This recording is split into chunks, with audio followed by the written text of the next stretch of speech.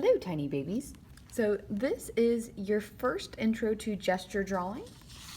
When we're doing gesture drawing, I'm using this little piece of charcoal. It's called Vine charcoal, V-I-N-E charcoal, and it's essentially made from a vine that they superheat and it gets hot, and now you can use it to draw with. The only downside to it is it's pretty messy, but it is a cool little tool to use to draw. My favorite thing about it is it's kind of erasable. Like, you can definitely lighten it up. So if you're doing something and you make an error, you can kind of run your finger over it, redraw over it with whatever you would like to kind of change it. That's supposed to say charcoal. And you can kind of keep kind of smoothing in some of these layers, and it's not going to be the prettiest thing, but it's easy if you're just doing practice to come back and kind of put the right answer over the top of it. So it's really, really, really convenient for gesture drawing, which is what we're going to be doing today, because you will definitely be moving and changing and kind of shifting some things around. So as we're doing gesture drawings, you're going to stop by plotting points. When we're looking at people or looking at someone, we're going to pick some easy little points. So this is the gal that we're going to be drawing. I'm going to start first by drawing her head, and then the plots that I'm going to pick or the points that I'm going to pick to plot, are going to be the easiest ones I can see. So her shoulders, we could do her hips. We're going to go down that weight-bearing leg, which for her, because she's kind of standing straight on, both of her legs are weight-bearing. She's kind of distributed her weight evenly here. But her hips, her knees, and then down to the bottom of her feet.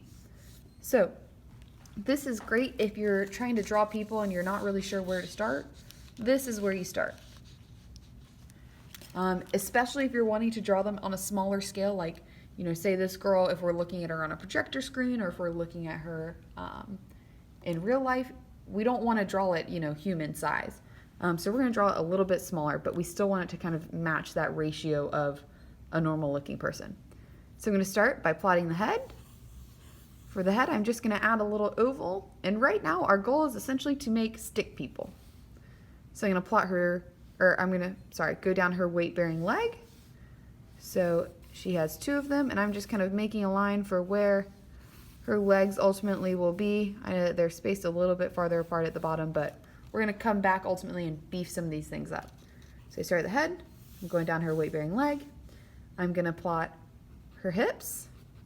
I know they're roughly about in the middle of her body, and because she's facing me straight on, I know that her hips are kind of in line with each other.